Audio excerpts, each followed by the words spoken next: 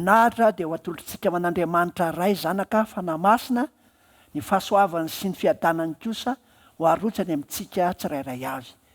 Alohan'ny andraisantsika ny fampaherezana avy amin'ny tenin'Andriamanitra dia andaontsika hiaraka iombom-bavaka. Andriamanitra fitiavanao, Andriamanitra masina indrindra ny an-danitra, tomponay ianao ary mpanavitra anay. Misaotra anao izay satria mbola manana anjara amin'ny teninao masina koa ankehitriny. Koa izany teninao masina izany any hitaizanay sy hamolavolanay ho tena olona araka ny sitraponao. Koa mitenena aminay Jesosy io fa tononona sy angatana amin'ny anaratsoanao ny vavaka. Amen. Ny fampaherezana izay atolotra antsika indray amin'ity fotoana ity dia araka ny hita sy nosoratan'ny apôstôly Petera. Raha nanoratra ho an'ny fiangonana izy Petera voalohany 2 ny 1 ka hatramin'ny 10 no anolorana izany. Araka ny lohateny hoe famporosiana hitondra tena tsara mifanaraka amin'ny filazantsara. Mahazatra antsika kristianina loatra le eo amin'ny 1:7 ary toizantsika amin'ny 1:10. Ahoana moa le eo amin'ny 1:7? Fa ianareo kosa dia taranaka voafidy, fanjakam-pisorona, firenena masina, olona nalain'Andriamanitra ho an'ny tenany mba ilazanareo ny hatsaran'ilay niantso anareo niala tamin'ny maizina ho amin'ny fahazavany magaga. Dia ianareo izay tsy firenena akory fahiny fa ankehitriny efa olon'Andriamanitra izay tsy namindrana fo fa ankehitriny namindrana fo. Izany afatra manan-kery izany dia mbola velona amin'izao vanim-potoana izao ihany koa ho aso ho anao fa ankehitriny namindrana fo.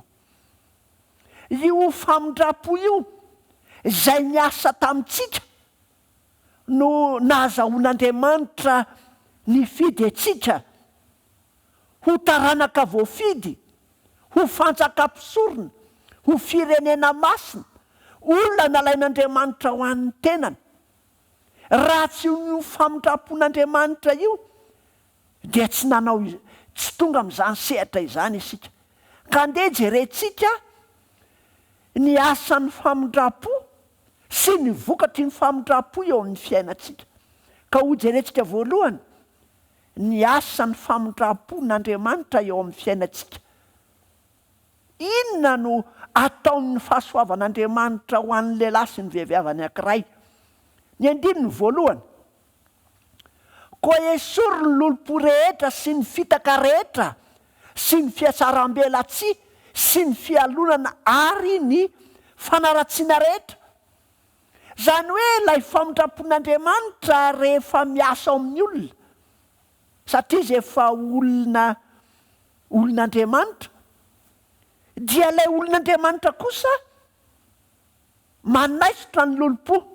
Engane izao tenin'Andriamanitra izao anaisotra ny lolo-po rehetra sy ngidi-po amintsika sy ianao. Ny fitaka rehetra, ny fiatsaram-belatsia, mahayatsy maheroa, tsy izay tena marina no aposaka fa miaro langa. Sy ny fialonana, ny fanaratsiana, zany esorina. Tsy afaka manala izany isika fa ny fahatsapana, ny famindram-po sy ny famelan-keloka ao amin'ny Kristy no mahatanteraka an'izany hoe hiala amin'ity toetra ratsy ity aho. Ny vokatra faharoa, ny asa faharoa ny famindram-po dia amin'ny 1:2 fa tahaka ny zaza vao teraka dia maniriny ronono ny mpanahy tsy misy fitaka. Tokony anketaheta ny fahamarinan'Andriamanitra madio mangarahara tahaka ny zaza kely isika. Ao amin'ny sakafon-jaza dia tsy azo asiana zavatra hafahafa fa tsy maintsy ronono madio, ronono mpanahy tsy misy fitaka ihany koa ho an'ny ara-panahintsika no tsy maintsy aroso sy ajoro eo amin'ny laoko sy eo amin'ny laonao. Noho izany manahoana ny etaetanao ny amin'ny fahamarinana tokony iainana. Manahoana ny fampifanarahana ny fiainantsika amin'izay voalaza ny lalàna sy ny fitsipik'Andriamanitra. Zay ny faharoa. Fa tahaka ny zaza voateraka dia mandriny ronono mpanatsy misy fitaka. Engane tsika tsy handray fampianarana maloto na fampianaran-diso, fa izao no toy ny teny, mba hitombonareo amin'ny izany ho amin'ny famonjena. Matoana ny famonjenantsika ny fisian'ny fitaka sy ny fampianaran-diso tafiditra ao amin'izay inoana. Noho izany ny fampianarana madio, fampianarana tsy misy fitaka, ny fahamarinana feno avy amin'ny filazantsara no tokony iveloman'ny maha-kristianina. Zay zany no asan'ny famindram-po faharoa ao amintsika, hoe tsy mitady afa-tsy ny marina, tsy mikasaka afaka tsy ny sitrapon'Andriamanitra aho. Ny fahatelo, dia amin'ny andinin'ny fahatelo, inona no torohevitry Petera? Satria taloha tsy nahazo famindram-po, fa zay efa nahazo famindram-po. Dia inona no asan'ny famindram-po? Raha tahinona nandrana ianareo fa tsara ny tompo ry havana. Ny zavatra fahatelo zany dia hoe manao fanandramany fahateram-baovao isan'andro ao amin'ny Kristy. Nanandrana ianareo fa tsara ny tompo. Aoka sika hanao fanandramana, aoka tsika hanao fivelomana, hanao fiainana mifanaraka amin'izay ampianarina. Fa tsy zavatra hafa ny ampianarina, zavatra hafa no ivelomana sy atao. Fa arak'izay ampianarina tokoa sy nampianarina dia arak'izay ny fiainana hitondrana. Manazava an'izany misimisy kokoa eo amin'ny andinin'ny fahadimy. Inona ny tokony atao zany? Ka dia hatsangana koa ianareo tahaka ny vato velona, ho trano fanahy, ho fisoronana masina, hanaty fanatim-panasitrак'Andriamanitra amin'ny alalan'i Jesosy Kristy. Raha tsongaina eto le fanandramana tokony ataontsika zany dia hoe hatsangana koa ianareo tahaka ny vato velona. Aoka zany tsika hanao fanandraman'ny fanangananana anaka ao amin'ny Kristy. Zany hoe ateraka vaovao tahaka ny eo amin'ny Kristy. Raha vao manomboka ny epistiliny moa Petera, dia izany no ambety teny eo amin'ny Petera voalohany, toko voalohany, andinin'ny fahatelo. Isaorana anie Andriamanitra, rain' Jesosy Kristy tompontsika, izay niteraka atsika indray araka ny haben'ny famindram-pony ho amin'ny fanantenana velona tamin'ny itsanganan'i Jesosy Kristy tamin'ny maty. Zany hoe lahery ny fitsanganana amin'ny maty nananan'i Kristy dia afindra ihany koa aty amiko sy any aminao mba azahoanao mandray ny fitsanganana amin'ireo toetra ratsy, fiainana maty araka ny sitrapon'Andriamanitra taloha, mba hitsangana ho velona ho an'i Kristy ny fiainantsika. Atsangana koa ianareo dia engane atanteraka ny asany eo amiko ny famindram-po, ka hitsangana olom-baovao an'i Kristy, satria Kristy efa nitsangana tamin'ny maty, dia mitsangana amin'ny maty ihany koa zay rehetra ankiray. Fanandramana faharoa dia hoe ho fisoronana masina. Zany hoe ho fisoronana zany hoe manao fanelanelanana amin'Andriamanitra. Tokony olony vavaka zany izao sy anao.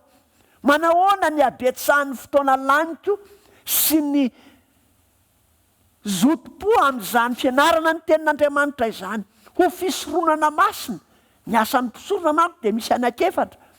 Mampianatra ny tenin'Andriamanitra sy ny lalàn'Andriamanitra izy dia aveo izy rehefa avy mampianatra dia manao ny fitsarana eo anivon'ny vahoaka. Raha sanatria misy mahary dia izy ny tsaraina mety ve ny dia mitsara.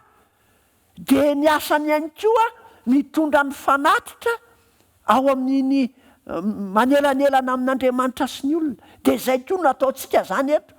Raha dika teny tsotra amin'izao fotoana izao zany dia sady zay manasitrana ny fiarahamonina no mitory ny filazantsara, no fisoronana masina. Dia amafisiny amin'ny tapany manaraka hanaty fanatim-panasitrак'Andriamanitra. Zany hoe hanao sakrifisy ho an'ny filazantsara ny tsirairay avy. Engany hahatanteraka izany fahafoizatena ho an'ny filazantsara an'Andriamanitra zany ianao. Fa raha tsy manao fahafoizatena ho an'ny filazantsara ianao, dia mbola tsy olona nalain'Andriamanitra ho an'ny tenany hiala tao amin'ny maizina ho an'ny fahazavany magaga, fa mbola nylona ao anatin'ilay aiziny. Fa ho fisoronana masina hanaty fanatim-panasitrак'Andriamanitra amin'ny alalan'i Jesosy Kristy. Koa ny olona izay nalain'Andriamanitra ho an'ny tenany dia manao izany fanandramana izany, hanatitra ny tenany ho fanatim-panasitrак'Andriamanitra. Dia aoka hazoto indrindra amin'ny fitorenany filazantsara, ny famonjam-panahy ny tsirairay avy. Ny asan'ny famindrapo araka ny andinin'ny fafito sy ny vavalo dia tahaka izao. Andaoko vakitsika ny andinin'ny faheniny. Fa misy teny eo amin'ny soratra masina manao hoe indro mametraka vato fehizoro eo izy io nao, dia vato voafidy sady tsara, ary izay mino azy tsy homenatra. Ary izay mino azy tsy homenatra. Koa ny fahatsarana dia ho anareo izay mino, fa amin'izay tsy mino kosa dia ny vato izay nilavin'ny mpanao trano no efa tonga fehizoro, ary vato matafitohana sy vato lampy lafaka. Ary satria tsy nanaiky ireo dia tafitohana tamin'ny teny izy, sady izany koa no nanendrena azy. Ry havana, raha sanatria tsy manaiky ny herin'ny filazantsara sy ny fahasoavan'i Jesosy isika, dia izany Jesosy sy ny fahasoavany izany tonga vato lampy maso lafaka sy vato matafitohana. Koa mangataka aminao Jesosy mba ho isan'ilay mino anao sy manaiky ny fahefan'ny tenin'Andriamanitra, ny fahefan'i Jesosy. Ary ny vokatry n'izany famindrapo izany dia mahafinaritra. Ny voalohany moa zany dia ilay hoe hatsangana ho zanak'Andriamanitra tsika. Fa ianareo kosa dia taranaka voafidy. Ny faharoa, taranaka voafidy zay vidiana tao amin'i Jesosy. Fahatelo, fanjakam-pisorona. Zany hoe ao anatin'ny vondron'ny mpisorona ianao dia mahatanteraka ireo anjara fanompoana masina ataon'ny mpisorona. Firenena masina. Ny mahafirenena amin'ny firenena dia ny fananany lalam-panorenana ny renivohitry ny fireneny, ary koa nylay filoha. Dia aoka re mba ho Jesosy ny filohanao, aoka re lay tanàna masina Jerosalema vaovao any no andriana ny fonao. Firenena masina ianao no fidin'Andriamanitra ho azy. Ary ny tena mahafinaritra dia hoe olona nalain'Andriamanitra ho an'ny tenany, izy mihitsy no nifidy ianao tao amin'i Jesosy mba ho an'ny tenany. Sanatria ny vava tsy ho jodasika nylingilingy ho mpianatra Jesosy, kanefa tsy nanaiky ho fehezin'i Jesosy. Fa olona nalain'Andriamanitra ho an'ny tenany isika, ary dia nomeny andraikitra ho amin'ny izao zavatra manaraka izao, dia ny ilaza ny hatsaran'i Jesosy. Satria Jesosy nanafaka antsika tao amin'ny aiziny tsy fahalalana sy ny fahotana ho amin'ny fahazavany magaga. Dia engany hampiposaka ny mazava mandrakariva ho anao Jesosy, ka izao tenin'ny filazantsara i fampaherezana izao dia anitatra sy ahalehibe ny fahazavana tonga eo aminao, mba hahatonga anao hahay ilaza ny hatsaran'i Jesosy, lay niantso anao ny ala tamin'ny maizina ho amin'ny fahazavany magaga. Ivavaka isika. Ry tompo masina sy tsara indrindra ny an-danitro, manatim-pisaorana aminao mandrakariva izahay ny amin'ny ahalehibe ny fitiavanao anay. Noho ny amin'i Jesosy Kristy, lay naharesin'ny fahafatesana, nitsangana tamin'ny maty, dia vonona ihany koa ianao hanangana anay olom-baovao, ateraka araka ny famindraponao. Misaotra anao izahay noho izany fananganana anay ho zanakao izany. Koa de tianay Jesosy io ny handray izany fahazavana mahagaga avy aminao izany. De aingana izay rehetra mandray sy mandray izao fampianarana izao, mba hanaiky toetra ho taranaka voafidy noho ny fahasoavanao.